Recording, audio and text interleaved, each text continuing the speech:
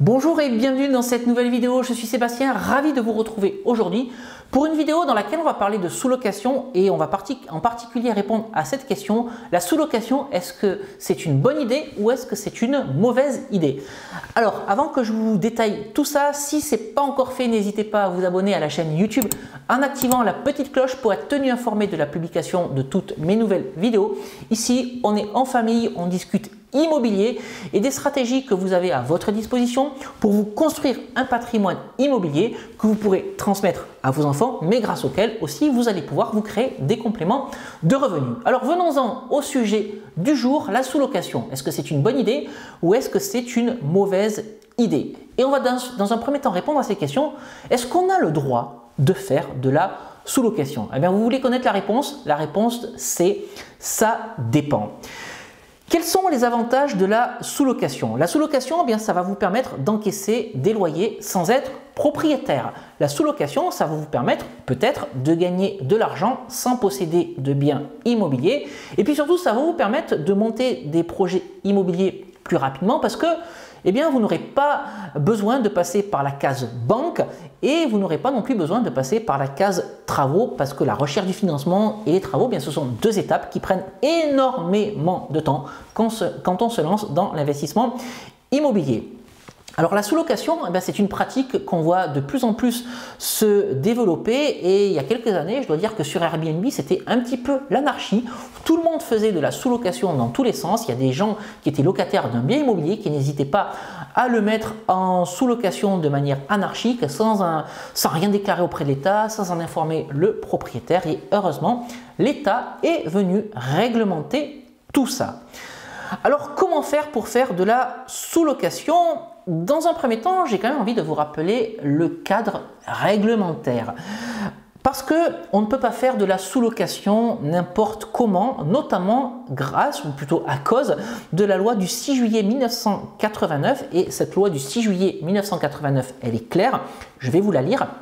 Le locataire ne peut sous-louer le logement sauf avec l'accord écrit du bailleur, y compris sur le prix du loyer. Le prix du loyer au mètre carré de surface habitable des locaux sous-loués ne peut excéder celui payé par le locataire principal. Qu'est-ce que ça veut dire? Eh bien, ça veut dire que vous ne pouvez pas sous-louer un bien immobilier plus cher que vous ne le louez vous-même. Et vous aurez remarqué au passage que l'accord du propriétaire est indispensable.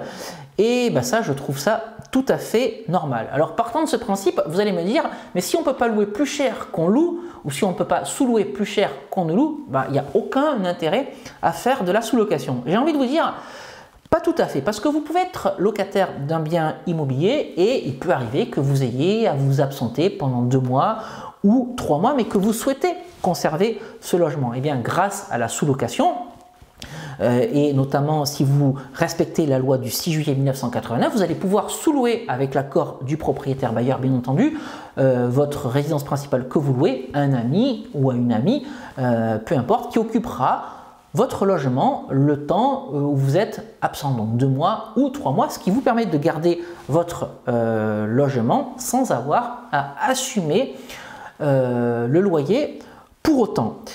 Maintenant, si vous regardez cette vidéo, eh bien, c'est que vous avez envie de gagner de l'argent avec la sous-location et vous avez envie de sous-louer plus cher que vous ne louez et je peux tout à fait vous comprendre. Et dans ce cas-là, eh bien, il va falloir utiliser des stratégies de location à haut rendement comme la location courte durée ou encore la colocation. Mais dans ce cas-là, on vient de le voir, c'est que la loi de 1989 l'interdit. Et comment est-ce qu'on va devoir faire pour contourner cette loi de 1989? Eh bien, il va falloir utiliser un bail dérogatoire. Bien entendu, il faudra toujours l'accord écrit du propriétaire bailleur, mais le bail ne sera pas un bail d'habitation principale type 89, ce sera un bail professionnel qui devra être rédigé par un avocat. Et pour pouvoir utiliser ce bail, eh bien, vous allez devoir créer une entreprise.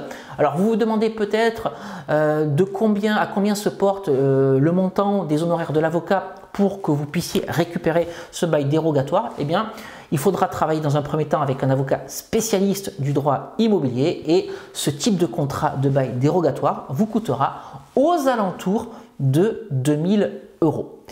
Maintenant, troisième partie de la vidéo, quels vont être les avantages de la sous-location? Eh bien, les projets immobiliers vont se monter beaucoup plus vite, c'est ce que je disais en introduction de la vidéo. Vous n'aurez absolument pas besoin de passer par la case banque, pas besoin de rechercher un financement et vous n'aurez pas non plus à réaliser des travaux parce que les travaux, quand vous investissez dans l'immobilier, ils peuvent prendre jusqu'à 6 mois, 9 mois, parfois même plus. Vous vous affranchissez des délais nécessaires à la recherche du financement et des délais nécessaires à la réalisation des travaux. Et puis, autre avantage de la sous-location, c'est que si votre investissement immobilier, pour le coup, en location courte durée, puisque vous allez sous-louer en location courte durée, n'est pas rentable, il vous suffit simplement de rompre le bail, vous rendez le bien immobilier à son propriétaire bailleur et vous sortez de l'opération. Et ça, c'est quelque chose de beaucoup plus souple et de beaucoup moins lourd que l'investissement immobilier classique, parce que si vous faites un mauvais investissement immobilier en location courte durée, que votre bien immobilier ne fonctionne pas comme vous l'auriez aimé, c'est beaucoup plus lourd de vendre votre bien immobilier. Et puis si jamais vous souhaitez rebasculer en mode d'exploitation plus traditionnel, avec un locataire qui va y élire sa résidence principale, vous aurez beaucoup moins de rentabilité. Donc vous voyez, c'est beaucoup plus expéditif et beaucoup plus simple quand on fait de la sous-location. Alors vous allez me dire, ouais, mais tous les propriétaires bailleurs n'ont pas forcément envie de sous-louer un logement pour qu'on puisse y faire de la location courte durée. Vous avez raison, il va falloir travailler un discours de manière à les rassurer et l'objectif c'est de leur expliquer qu'ils ont tout à y gagner au fait de vous proposer le logement que vous allez sous-louer ensuite en location courte durée. Le premier argument que vous pouvez avancer, c'est que vous êtes un professionnel, puisque pour faire de la sous-location, il vous faut le bail dérogatoire, il faut monter une entreprise. Donc vous êtes un professionnel, donc le propriétaire bailleur aura moins de risques à sous-louer, à louer plutôt à un professionnel plutôt qu'à un particulier. Ça, c'est le premier argument que vous pouvez mettre en avant. Deuxième argument que vous pouvez mettre en avant, c'est que le logement sera systématiquement entretenu, puisque la moyenne de durée de séjour quand on fait de la location courte durée, c'est entre 2 et 3 jours, et au bout de 2-3 jours, il y a systématiquement le prestataire de service qui vient nettoyer l'appartement et le repréparer pour le voyageur ou pour le repréparer pour le client suivant. Et ça donne un point de visibilité régulier sur ce qui se passe dans l'appartement, et l'appartement, il est systématiquement entretenu. Il y a donc moins de risques pour le propriétaire bailleur d'accepter ce mode de location plutôt que de confier les clés à un locataire qui peut-être va y rester 1 an, 2 ans, 5 ans, 10 ans. Oui, ça s'est déjà vu, et pendant 1 an, 2 ans, 5 ans ou 10 ans, on ne sait pas ce qui se passe à l'intérieur du logement. Donc le fait de faire de la location courte durée, eh bien, ça évite toutes les dégradations et ça assure un entretien régulier du bien immobilier. Et puis, ce que vous pouvez également mettre en avant pour convaincre le propriétaire bailleur d'accepter votre offre de sous-location, c'est que vous allez pouvoir proposer un loyer plus cher. Admettons que le propriétaire bailleur souhaite louer son bien immobilier 500 €, vous pouvez lui dire, écoutez, on se met d'accord, votre bien immobilier, moi je suis prêt à vous le louer 520, 530, pourquoi pas 550 €. De toute façon, vous allez vous récupérer derrière avec la location courte durée, puisque vous allez encaisser des loyers beaucoup plus importants en sous-louant. Voilà quelques avantages de la location en sous-location, et puis voilà également quelques arguments pour convaincre les propriétaires d'accepter votre offre de sous-location. Maintenant, quel est mon avis sur le sujet? Je ne suis pas forcément fan de la sous-location. Alors, je peux comprendre que ça puisse intéresser beaucoup de personnes, en particulier les personnes qui ne peuvent pas aller chercher du crédit immobilier. C'est une solution qui est tout à fait parfaite, même j'ai envie de dire. Mais de mon point de vue, je préfère utiliser des biens immobiliers que je possède. Je préfère faire de la location courte durée dans des biens immobiliers qui m'appartiennent. Voilà, c'est juste la raison pour laquelle je ne suis pas fan de la sous-location. Attention toutefois, à partir du moment où vous allez vous lancer dans ce type d'activité, gros bémol également, vous devez monter une société. Et donc tous les loyers qui vont arriver dans votre société, et en particulier tout le cash flow qui restera, c'est du cash flow qui qui appartient à la société, c'est pas du cash flow qui vous appartient. Donc impossible d'utiliser ce cash flow pour aller au supermarché, impossible d'utiliser ce cash flow pour vous acheter une paire de chaussures.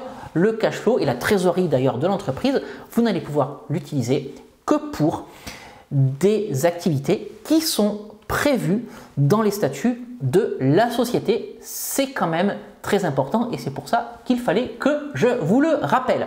Voilà tout ce que j'avais à vous dire à propos de la sous-location. N'hésitez pas à m'indiquer dans les commentaires si l'activité de sous-location courte durée, c'est quelque chose qui vous intéresse. Je vous remercie d'avoir suivi cette vidéo. Si elle vous a plu, n'hésitez pas à la liker. N'hésitez pas non plus à la partager. Je vous rappelle que vous avez la possibilité de me suivre sur les réseaux sociaux, sur Facebook, sur Instagram. N'hésitez pas à vous abonner. J'y partage avec vous les coulisses de tout ce que je fais au quotidien. Et puis si vous êtes ici pour la première fois ou que vous ne l'avez pas encore fait, n'hésitez pas à récupérer mon package de bienvenue, 2 e-books, Convaincre la banque, mode d'emploi et doubler son salaire avec la location courte durée, ainsi qu'une formation de plus de 2h30 sur l'investissement immobilier.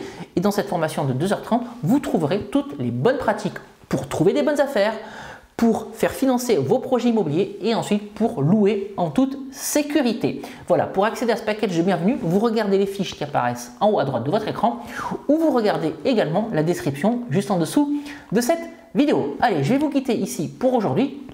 Et puis comme d'habitude, on se retrouve prochainement pour une toute nouvelle vidéo. Je vous dis à très bientôt. Ciao!